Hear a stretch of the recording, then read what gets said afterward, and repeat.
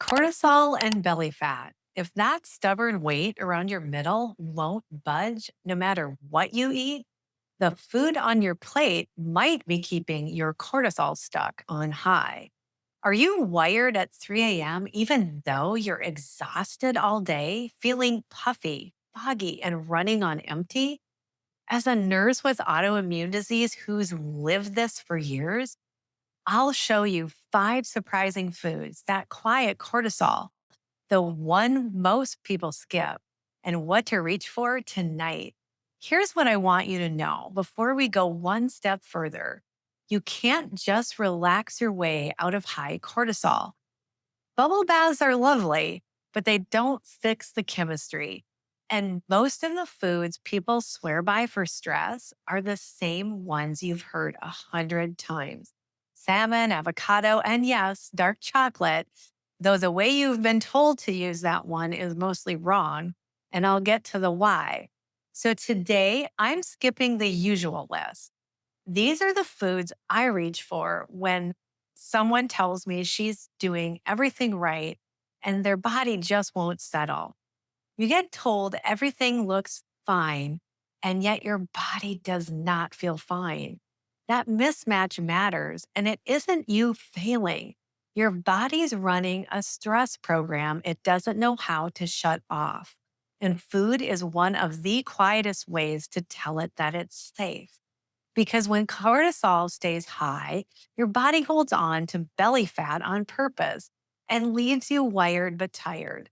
The exact thing so many women feel every single night. Let's change the signal. Let's start with the one that I wish someone had handed me years ago: Tart cherries. The real tart kind, Montmorency, as the whole fruit or a little unsweetened juice.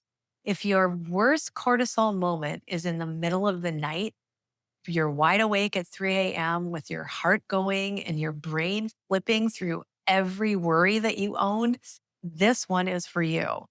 That 3 a.m. wake up is a cortisol spike when your stress hormone should be low, but instead it's buzzing you awake. So, why tart cherries? They're one of the very few foods that naturally raise your own melatonin. And when melatonin goes up at night, cortisol is supposed to come down like a seesaw. In placebo controlled studies, women who drank tart cherry slept longer and more soundly, some women adding over a half an hour of sleep every night. And they're loaded with anthocyanins, those deep red compounds that calm inflammation, which is the fire underneath most every autoimmune symptom. I know that wired but tired feeling from the inside. For years, I was so tired all day, I could barely function. And then my body would let me sleep at night. It's so maddening. A small glass of tart cherry in the evening with no added sugar. It's a little tart, but that's it. Okay, let's go on to the next one. It's not about sleep at all, it's about your gut. And this is where cortisol and autoimmune really tangle together. It's bone broth. Bear with me because there's a real reason. Bone broth is rich in an amino acid called glycine. Glycine is calming. It quiets that fight or flight switch at night, which can bring cortisol down. But here's the part that most people miss: your gut and your stress system talk to each other all day long. When your gut lining is inflamed or leaky, it sends nonstop danger signals up to your brain, and your brain answers with more cortisol. You can do all the deep breathing in the world and still stay stuck if your gut is on fire. I learned that the hard way. For years, my gut was a mess. I was bloated, constipated, food that just wouldn't sit right, and no one connected it to my exhaustion or my weight.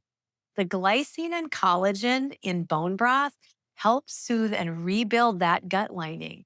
A warm mug in the afternoon or evening calms your gut and your stress at the same time. It's cheap, simple, and my kind of medicine. If you want these mapped out so you're not guessing, I put simple food swaps, my bone broth recipe, and evening routines like this in my free autoimmune relief and energy workbook. It walks you through calming your nervous system one step at a time, and the link is in the description below. It's no cost to you, it's just a place to start. Now, this next one, you've probably been told to eat it for stress. And most of the advice about it is flat out wrong. Dark chocolate, or really raw cacao. And that difference is everything. The catch is this: most dark chocolate on the shelf is alkali processed, which they call Dutching. And that processing strips out most of the polyphenols that actually calm cortisol. So the bar that you reach for is mostly sugar wearing a health halo. Real raw cacao or cacao nibs are where the good stuff lives, the flavonoids that lower inflammation and help your body handle stress. But there's a second catch a lot of people miss. Cacao has caffeine and a stimulant called theobromine, which you probably know. The chocolate that you crave at 9 o'clock at night, right when your stress is already the highest, can nudge cortisol up and steal the sleep that you're trying to protect. So, eat your cacao earlier. A little raw cacao or square of good 85% dark in the afternoon gives you the calm without robbing your night. This next one might be the most surprising on the whole list, and it's tiny: saffron. The little red threads from the spice aisle. If your high cortisol shows up as low mood, that flat gray, why do I feel so down feeling that creeps in when you've been stressed for too long, pay attention here. Chronic cortisol changes your brain chemistry. It can put you into anxiety and a kind of low mood that has nothing to do with your life being bad. It's chemical. Saffron is one of the few foods studied head to head for mood. In several trials, a small daily amount lifted mood and eased anxiety, and researchers have watched it calm the stress response as well. I felt that heavy fog myself, the kind where you know that something's off, but everything looks fine on your labs. A pinch of saffron steeped in warm tea in the evening is a gentle food first way to support your mood while you work on the root cause. It's not a magic fix, it's just a nudge in the right direction. And here's the fifth one, the one that quietly makes the other four work better together: fermented foods. Real sauerkraut, kimchi, kefir, or plain unsweetened coconut yogurt. Remember how I said your gut and your stress system never stop talking? This is the food that changes the conversation. When you feed your gut the good bacteria in fermented foods, those bacteria make something called short chain fatty acids, and those have been shown to soften the cortisol spike your body throws when it's under stress. Start tiny: a forkful of sauerkraut with dinner, a few sips of kefir. If you've got a lot of autoimmune activity or sensitive gut, go slow and watch how you feel. But this is the one that ties the whole plate together, because a calm gut means a calmer stress response, which means a lower cortisol load, better sleep, and yes, that less of that stubborn belly fat. Here's the mistake that I watch many people make. They hear about one food and they pin all of their hope on it. And when it doesn't fix everything in a week, they give up. That's not how this works. Cortisol didn't climb in a day, and one square of chocolate won't undo years of survival mode.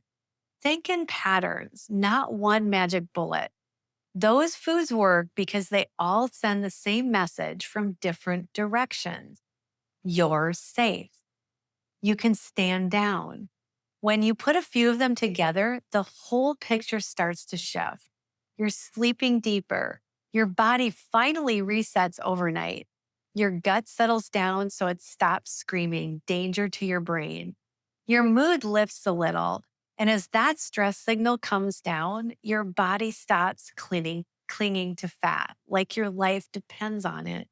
Because as far as your body's concerned, it finally doesn't have to. Before you go, tell me in the comments, which one are you trying first? The tart cherries, the bone broth, raw cacao, saffron, or the fermented foods? I read every one and I love knowing where you're starting. If this gave you even one new idea, tap like and hit subscribe if you want root cause help that treats you like a whole person. And please share this with someone you know who's been told their labs are normal, but knows something's still off. They really need to hear this. And the free workbook is waiting for you in the description below whenever you're ready. Remember, your body isn't broken, it's burdened. And when you understand those burdens, you can finally begin supporting your body in the way that it's needed all along. Please take care of yourself because you deserve to feel better. And remember, we're all in this together. I'll see you in the next one.